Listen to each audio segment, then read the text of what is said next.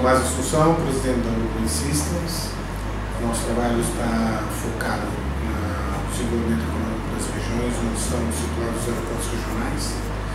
Fizemos um ranking dos aeroportos regionais com o objetivo de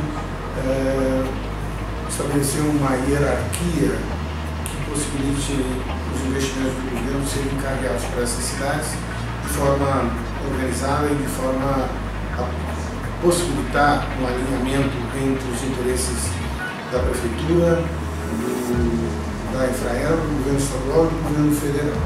Esse alinhamento de interesses econômicos trazem uma base para a estruturação dos aeroportos, dos investimentos dos aeroportos regionais.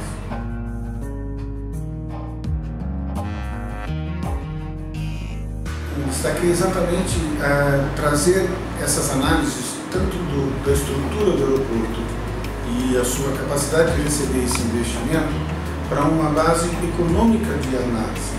O que é que aquela cidade ou aquela região tem de economicamente significativo para que esse aeroporto seja dinamizado para favorecer todo este desenrolar das cadeias produtivas e dos clusters produtivos.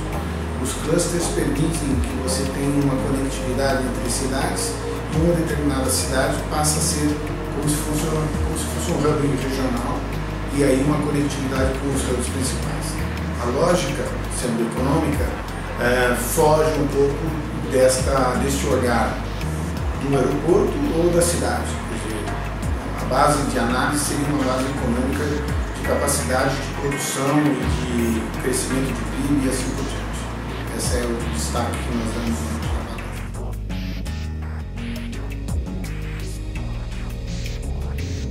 Bom, eu acho que a principal mudança é uma mudança de comportamento, que é um comportamento empresarial, um comportamento competitivo, uma competição sadia, onde você vai atrair para o seu aeroporto, para a sua cidade, voos e negócios que vão dinamizar a economia local.